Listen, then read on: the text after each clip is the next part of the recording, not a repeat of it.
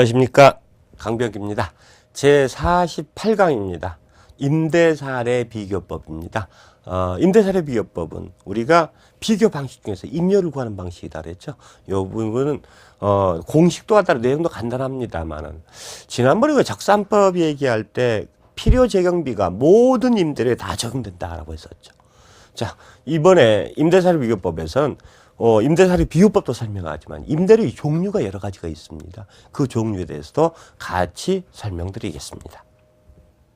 임대사례 비교법은 그 의의와 임료의 종류, 임료의 가격 시점, 임대료는 계약할 때 임대료 가격 평가를 할 때 계약할 때를 기준으로 따져야 되느냐, 아니면 기간이 만료됐을 때를 기준으로 따져야, 이런 문제들이 있습니다. 그 다음에 계속임료라는 말이 있는데, 요 세 가지 부분은 임대사례 비교법에만 적용하는 게 아니라 모든 임대료에 공통으로 적용되는 얘기입니다. 그래서 저도 그러니까 감정평가 얘기하면서 임대료 얘기는 쫙 몰아서 한번 할까라도 그런 생각도 했었는데, 우리나라 감정평가책은 처음서부터 이렇게 임대사례 비교법 얘기하면서 임료의 종류 얘기하고, 거래사례, 그 다음에 적산법 얘기하면서 필요적용비 얘기하는 게 틀이 잡혀가지고 제가 이렇게 설명을 드립니다만은 요건 공통적인 거다라고 보시면 됩니다. 그럼 임대사례 비교법의 의의서부터 봅시다. 임대사례 비교법은 따로 공부할 필요 없습니다. 임대사례 비교법에서 임료는 비준 임료다라고 했어요. 공식은 거래사례 비교법 공식과 똑같습니다.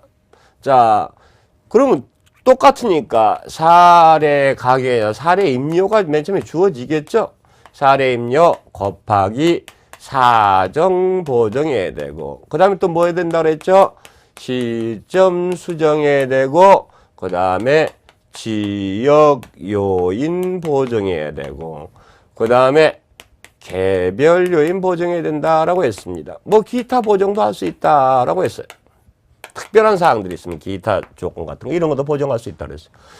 자, 뭐만 틀려요? 임료란 말만 틀리죠. 나머지는 다 똑같으니까 제가 설명드릴 필요가 없어요.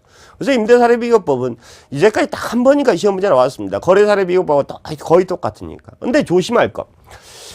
자, 사례 임료와 관련해서 우리가 따지는 것은 우리가 뭐라고 얘기했었냐면, 사례 자료의 선정 방법에서 사정 보정의 가능성, 시점 수행의 가능성, 위치 유사성, 물적 유사성 얘기를 했었죠. 근데 여기다가 임료를 구할 때는, 사례 임료를 구할 때 조건을 하나 더 붙습니다.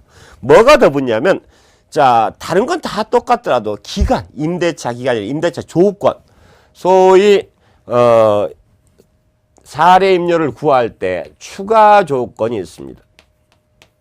추가 조건이 바로 임대 조건의 유사성이 있어요.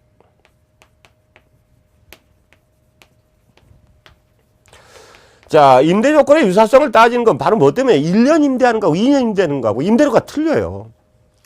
그 다음에 임대 조건이라는 게, 여러분이 커다란 사무실 같은 거, 대형 사무실 임대하면 그런 건 많습니다. 들어갈 때 내부 실내 공사를 해준다 안 해준다 뭐 이런 것들 가지고 임대료가 많이 차이가 나거든요.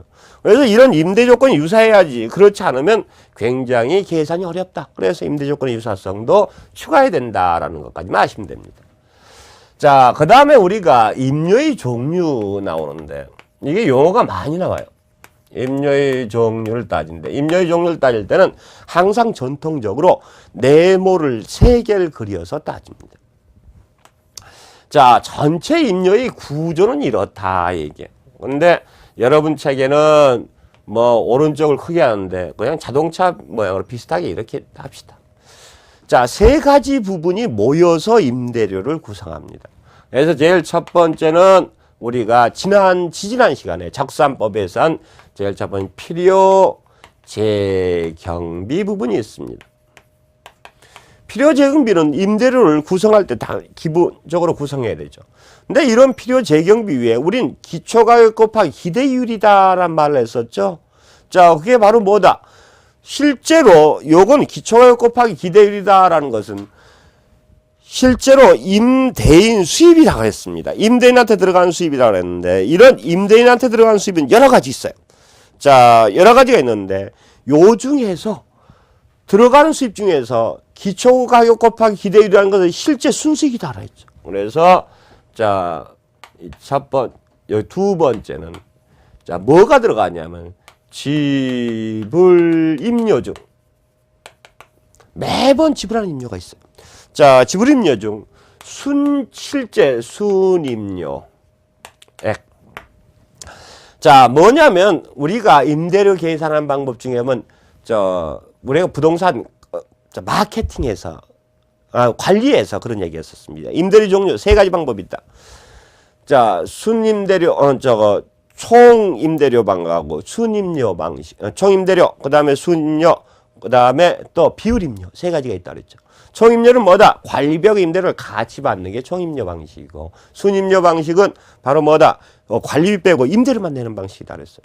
자, 이렇게 관리비하고 임대료를 다 한꺼번에 받는 경우에는 그런 전체 받는 지불임료 중에서 실제 필요 재행임을 뺀 순임료액 부분이 있단 말이에요. 이 순임료액. 그 다음에 또 뭐가 있냐면 이쪽 두 번째죠. 두 번째니까 세 번째로 들어가서 관리비를 보고 우리가 부가사용료와 공익비 중 실비 초과액 이게 있습니다. 이게 뭔 소리냐는 좀 이따 설명을 드릴게요. 그 다음에 네 번째 들어가는 게 예금적 성격의 일시금의 운용이익. 그 다음에 다섯 번째 선불적 성격의 일시금의 상각액. 그 다음에 여섯 번째 선불적 성격의 일시금의 미상각액의 운용이익. 총 몇 가지? 총 6가지가 더해서 임료의 종류가 됩니다.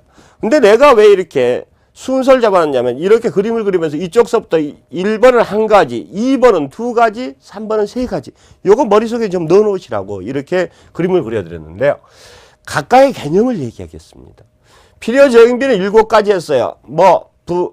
감가상각비, 유지관리비, 조세공과금, 그 다음에 손해보험료, 그 다음에 공실손실상당액, 그 다음에, 그 다음에 대손상가액, 그 다음에 정상운전자금 이자, 단기운전자금 이자죠. 자, 그런 부분을 얘기했었고, 그 다음에 두 번째, 지불임료 중 순임료액이다라는 것은 뭐다? 바로 전체 지불받는 것에서 필요재행을 뺀 금액이다 그랬어요. 그 다음에 세 번째, 부가사용료 및 공익비 중 실비 초과액이라고 그랬는데, 자, 부가사용료란 말이 뭐냐? 이와 공익비란 말. 자, 부가사용료와 공익비는 둘 다, 부가사용료는요, 우리가 사무실 임대를 하면 전유 부분이 있죠. 전유 부분, 민법을 배우니까 이제 알죠. 전용면적 부분, 전유 부분의 수도, 광열비.